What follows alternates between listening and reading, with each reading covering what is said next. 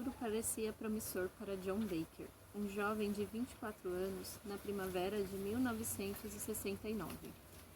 No auge de uma surpreendente carreira atlética e considerado um dos mais rápidos corredores do mundo em sua categoria, seu maior sonho era ser o representante dos Estados Unidos nos Jogos Olímpicos de 1972. Na adolescência, nada nele sugeria tal excelência. Com um corpo franzino e alguns centímetros mais baixo do que a maioria de seus amigos, John era considerado demasiadamente descoordenado para as pistas de corrida. Mas, durante o seu terceiro ano no ensino médio, algo mudou o curso de sua vida. Havia algum tempo que o treinador da escola, Bill Wohlford, vinha tentando persuadir um atleta alto e promissor chamado John Holland, que era o melhor amigo de Baker, a entrar para a equipe de corredores. Holland não queria. Deixe-me entrar para a equipe, Baker sugeriu um dia. Talvez isso faça Holland mudar de ideia. Wohlford concordou e a manobra funcionou. Dessa forma, John Baker tornou-se um corredor. A primeira competição daquele ano era uma corrida de 3 quilômetros no sopé das colinas de Albuquerque. A maioria dos olhares estava concentrada no campeão local desse tipo de prova, Lloyd Goff. Imediatamente após o estampido do revólver, os corredores partiram e, como era esperado, Goff, à frente, estabelecia o ritmo, tendo Holland em seus calcanhares. Ao fim de 4 minutos, os corredores desapareceram, um a um, atrás de uma pequena colina na última curva do percurso. 1 minuto se passou, e mais um, e então apareceu uma figura solitária. O treinador Wohlford cutucou um auxiliar. Lá vem o Goff, disse. A seguir levantou o binóculo. Meu Deus, gritou. Aquele não é o Goff, é o Baker. Deixando um grupo de corredores surpresos muito atrás, Baker cruzou a linha de chegada sozinho. O seu tempo estabeleceu um novo recorde para aquele tipo de corrida. O que acontecera do outro lado da colina? Mais tarde, Baker explicou. No meio do percurso, enquanto corria muito atrás dos líderes, ele se perguntou: estou fazendo o melhor que posso? Ele não sabia. Fixando os olhos nas costas do corredor, imediatamente à sua frente, procurou se concentrar ao máximo. Apenas uma coisa importava: alcançar e ultrapassar aquele corredor e depois partir para o próximo. Uma desconhecida reserva de energia surgiu em seu corpo. Era quase hipnótico, Baker recordou. Um a um foi ultrapassando os outros corredores. Ignorando o cansaço que dilacerava seus músculos, manteve o ritmo frenético até cruzar a linha de chegada e desmaiar de exaustão. Teria sido um golpe de sorte? No restante da temporada, Wohlford escreveu Baker em diversas outras competições, e o resultado foi sempre o mesmo. Ao pisar na pista, o modesto e despreocupado adolescente se tornava um agressivo e implacável competidor, um corredor determinado que simplesmente não admitia ser derrotado. No final do terceiro ano do ensino médio, Baker tinha quebrado 6 recordes estaduais e durante seu último ano na escola foi proclamado o melhor corredor de 1 milha já nascido em seu estado. Ele ainda não completara 18 anos. No outono de 1962, Baker entrou para a Universidade de Novo México, em Albuquerque, e intensificou seu treinamento. A cada amanhecer, com uma latinha de spray na mão para afastar cachorros bravos, ele corria pelas ruas da cidade, pelos parques e campos de golfe, 40 km por dia. O treinamento deu frutos. Em qualquer lugar onde os lobos do Novo México competiam, Baker derrubava qualquer previsão e vencia os favoritos. Na primavera de 1965, quando estava no terceiro ano, a equipe mais temida de corredores de pista no país era a da Universidade da Califórnia do Sul. Por isso, quando os poderosos Trojans chegaram a Albuquerque para uma dupla competição, os comentaristas esportivos profetizaram a derrota dos Lobos. A vitória ficaria com os 3 grandes da UCS, Chris Johnson, Doug Callon e Bruce Bass nessa ordem. Todos eles tinham tempos melhores que o de Baker. Baker liderou durante uma volta e então, propositadamente, caiu para a 4ª posição. Callum e Bess assumiram inquietos a liderança concedida. Johnson, cauteloso, manteve-se atrás. Na última curva da terceira volta, Baker e Johnson partiram para frente ao mesmo tempo e se chocaram. Lutando para não cair, Baker perdeu preciosos metros e Johnson assumiu a liderança. Faltando apenas 300 metros para a chegada, Baker acelerou o ritmo. Primeiro Bess e a seguir Callum ficaram para trás. Na última curva, Johnson e Baker estavam lado a lado.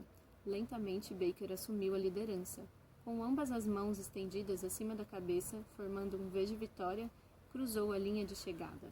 Venceu por 3 segundos. Inspirados pelo triunfo de Baker, os Lobos arrasaram nas competições seguintes, impondo aos desmoralizados Trojans a terceira pior derrota em 65 anos. Na formatura, Baker analisou suas opções. Recebeu ofertas para ser treinador em várias faculdades, mas ele sempre planejara trabalhar com crianças. E havia também o fato de ele ser um atleta. Baker se perguntava se era suficientemente bom para ir às Olimpíadas. Por fim, aceitou um emprego que lhe permitiria conciliar seus desejos. Tornou-se treinador na escola primária de Aspen, em Albuquerque, e ao mesmo tempo recomeçou seu rigoroso treinamento visando aos Jogos de 1972. Em Aspen surgiu uma outra faceta do seu caráter. Nas suas aulas, nenhum dos alunos era tratado como estrela, e não havia críticas por falta de habilidade. Ele só exigia que cada criança procurasse dar o máximo de si.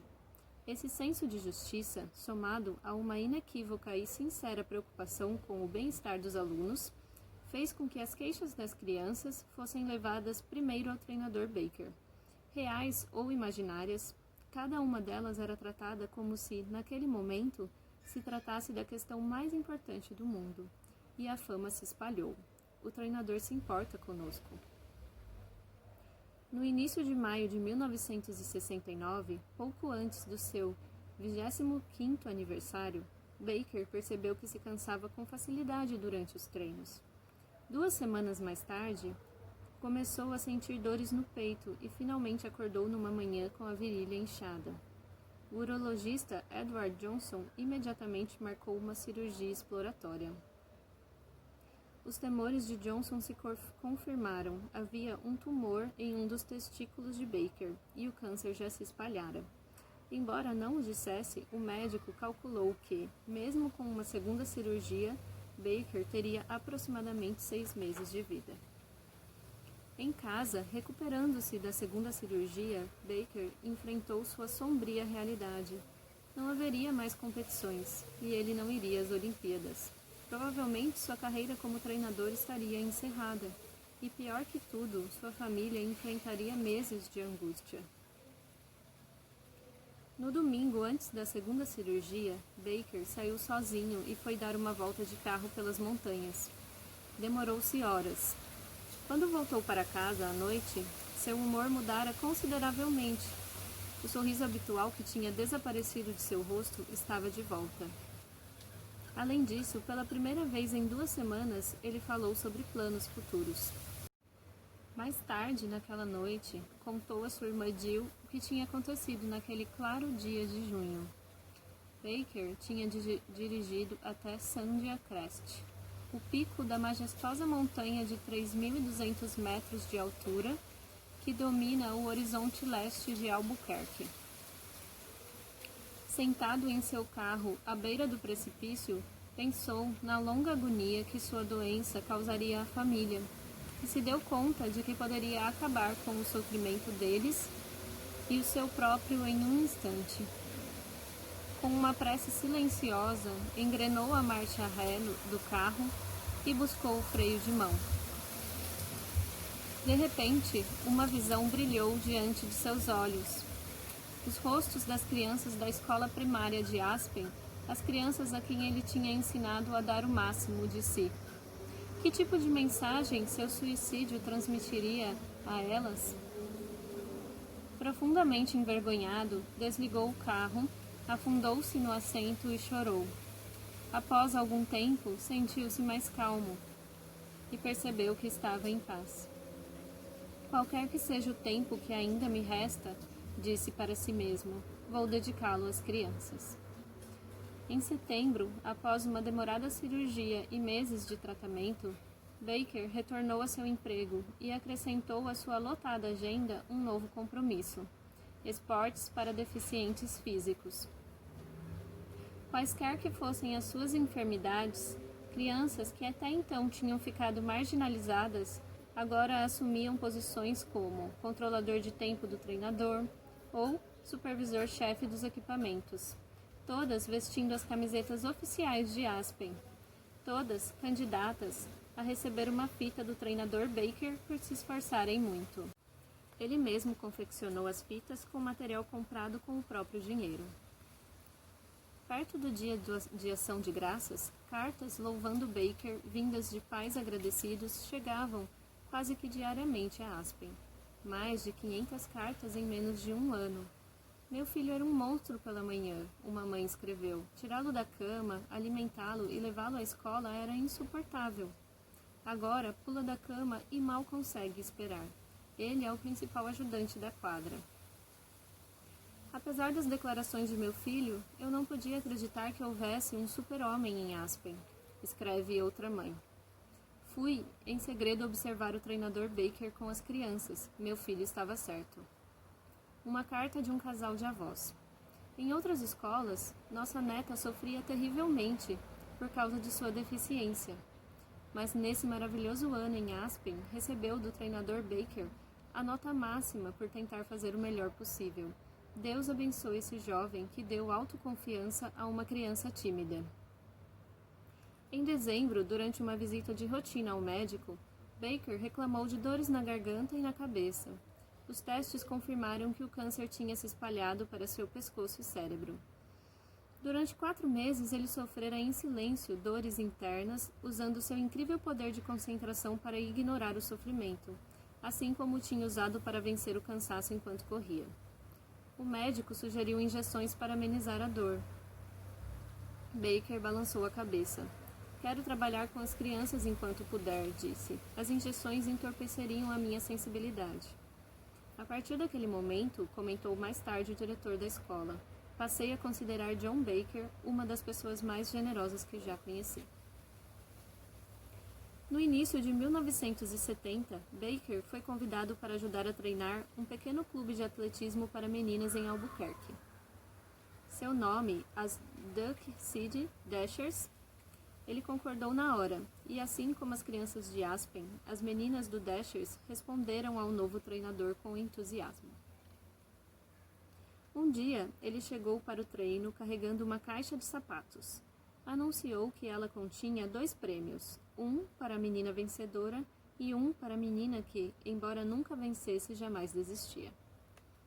Quando Baker abriu a caixa, houve uma exclamação geral. Dentro da caixa estavam 2 brilhantes taças de ouro.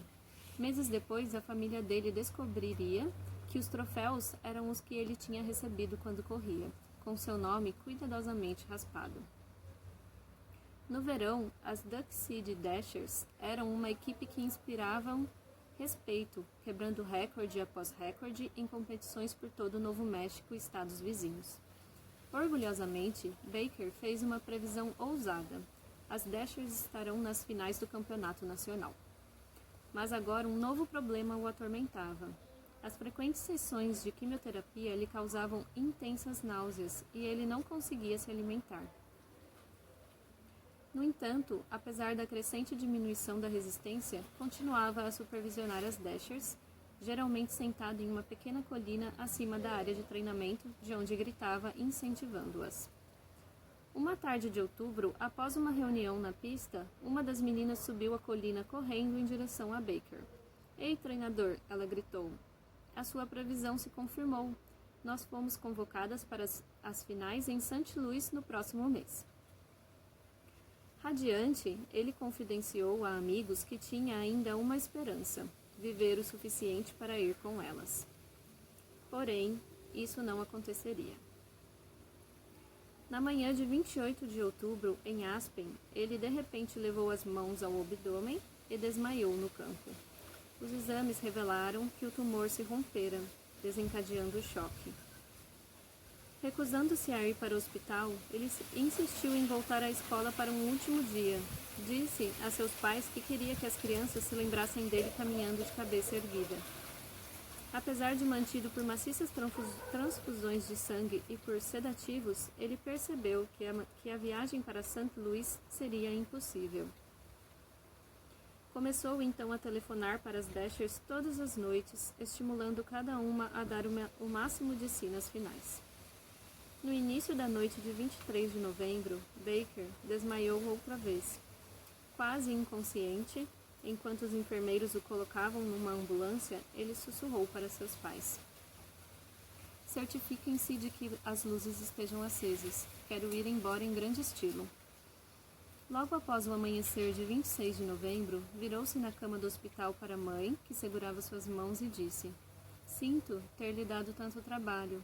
Com um último suspiro, fechou os olhos. Era o dia de ação de graças de 1970, 18 meses após sua primeira visita ao Dr. Johnson. Tinha superado os prognósticos em relação à sua morte por 12 meses. 2 dias depois, com lágrimas escorrendo por seus rostos, as Duck Seed Dashers venceram o campeonato em St. Louis, para o treinador Baker.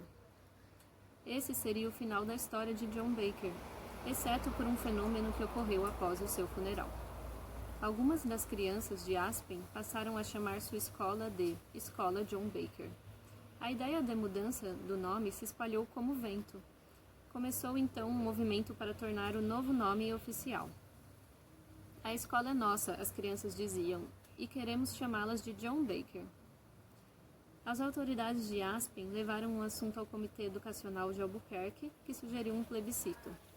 No início da primavera de 1971, 520 famílias do distrito de Aspen votaram. Foram 520 votos a favor. No mês de maio daquele ano, em cerimônia da qual participaram centenas de amigos de Baker, acompanhados de seus filhos, a escola de Aspen oficialmente passou a se chamar Escola Primária John Baker. Ela permanece hoje como um monumento visível a um corajoso jovem que, em seus momentos mais dolorosos, transformou uma amarga tragédia em um permanente legado. John Baker não escolheu ter câncer, mas, de fato, escolheu sua resposta à doença. Ele decidiu fazer uma contribuição. Ao concentrar suas últimas energias nos corações e nas personalidades das crianças, deixou um duradouro legado nas vidas daqueles que tiveram a sorte de conhecer sua força moral e seu vigor. Ao fazê-lo, ele certamente foi recompensado com os prêmios que recebem aqueles que têm uma vida cheia de propósito e de significado.